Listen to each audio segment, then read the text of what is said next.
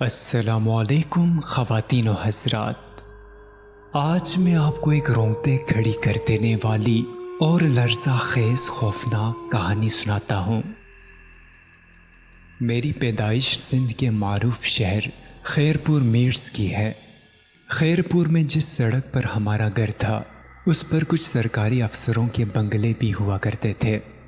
ہمارے والد عربی کے استاد تھے اور شہر کی مختلف مساجد میں نماز جمعہ کا خطبہ بھی دیا کرتے تھے، اس لیے ان کا حلقہ اثر ہر طرح کے لوگوں میں تھا۔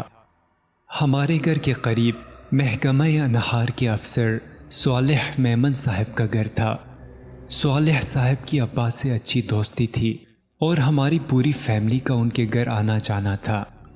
صالح صاحب کی اہلیہ ہم بچوں سے بڑی محبت سے پیش آتی تھیں۔ ان کے اپنے بچے انہیں آنی کہتے تھے اور ہم بھی انہیں پیار سے آنی ہی کہتے تھے۔ ہم سارے بہن بھائی تقریباً روز ہی آنی کے گھر ان کے بچوں کے ساتھ کھیلنے جاتے تھے۔ ان کا اپنا بنگلہ تو خاصا وسیع تھا ہی، ساتھ ہی برابر والا ویران بنگلہ بھی انہی کو ملا ہوا تھا۔ یہ بنگلہ اللہ جانے کیوں سالوں سے ویران پڑا تھا۔ اس کا مین گیٹ ہم نے ہمیشہ بند ہی دیکھا۔ ویران بنگلے کے اندر جانے کا راستہ صرف آنی کے گھر سے جاتا تھا۔ راستہ کیا تھا، بس لال اینٹوں کی بوسیدہ دیوار میں سے کچھ اینٹیں ہٹا کر ایک موکھلا نما دروازہ بنا دیا گیا تھا۔ اس موکھلے کے علاوہ اس ویران بنگلے کے اندر جانے کا کوئی اور راستہ نہیں تھا۔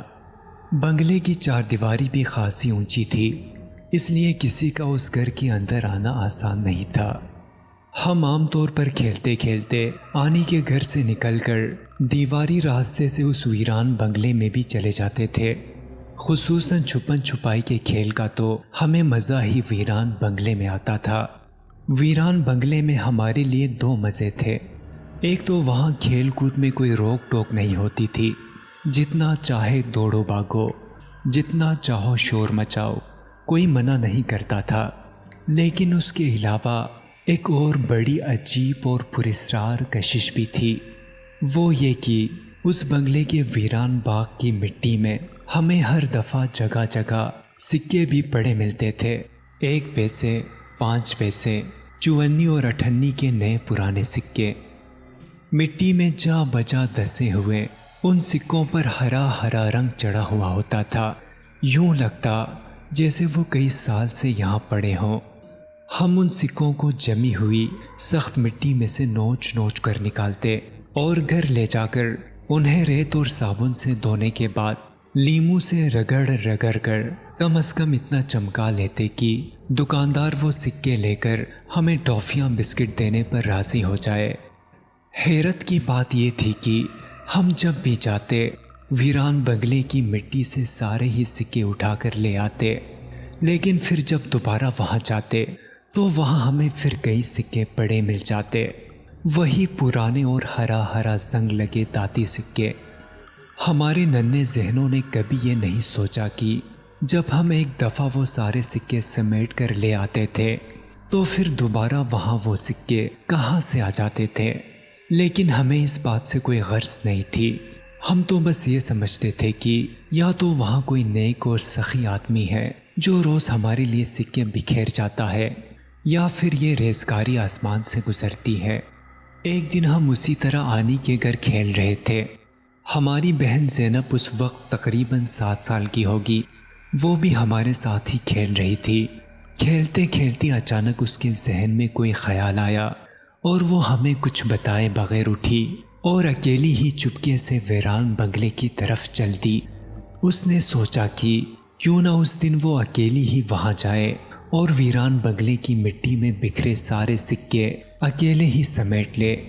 ہم تو اپنے کھیل میں مگن تھے، ہمیں تو پتہ ہی نہیں چلا کہ زینب کب اٹھی اور کب دیوار میں بنے راستے سے ویران بنگلے کی طرف چلی گئی۔ ہمیں تو اس وقت پتہ چلا جب ویران بنگلے کی طرف سے اچانک ایک چیخ کی آواز سنائی دی۔ کوئی بچی زور زور سے چلا رہی تھی۔ چیخ سنتے ہی ہم سب چونکے اور اپنا اپنا کھیل چھوڑ کر ہکا بکا کھڑے ہو گئے۔ ایک وقفے کے بعد چیخ دوبارہ سنائی دی تو سب نے پہچان لیا کہ یہ زینب کی آواز تھی۔ ہم سارے بچے اور رانی سب اٹھے اور تیزی سے ویران بنگلے کی طرف لپکے، لیکن اسی وقت دیوار میں بنے راستے سے زینب تیزی سے دوڑتی ہوئی آئی اور رانی سے لپٹ گئی۔ اس کا چہرہ خوف سے پیلا ہو رہا تھا، سانس بری طرح پھولا ہوا تھا اور آنکھیں خوف سے پھیلی ہوئی تھیں۔ کیا ہوا بچے، کیا ہوا؟ آنی نے زینب کو گلے سے لگا لیا۔ وہ آنی، ادھر آدمی۔ زینب کے منہ سے بس یہی بے ربط الفاظ نکلے۔ وہ خوف سے آنکھیں پھیلائے ویران بنگلے کی طرف اشارہ کر رہی تھی۔ آنی زینب کو گود میں لے کر گھر میں اندر لے آئی۔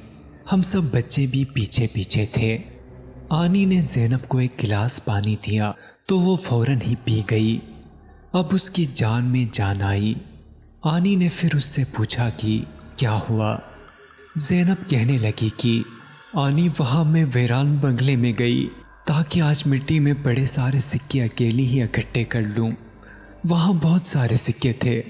ابھی میں وہ سکے اٹھانے کے لیے جھکی ہی ہوں گی کہ اچانک یوں لگا جیسے ویران بنگلے سے نکل کر کوئی میری طرف آ رہا ہے۔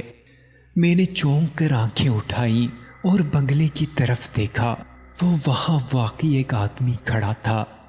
وہ سفید کپڑے پہنے ہوئے تھا، لیکن زینب چپ ہو گئی۔ لیکن کیا بیٹا، پوری بات بتاؤ، آنی بولی۔ اس آدمی کا منہ نہیں تھا آنی۔ زینب بولتے بولتے یکدم رکی۔ اس کی آنکھیں پھر خوف سے پھیل گئیں۔ کیا مطلب اس کا منہ نہیں تھا؟ آنی حیران ہو کر بولی۔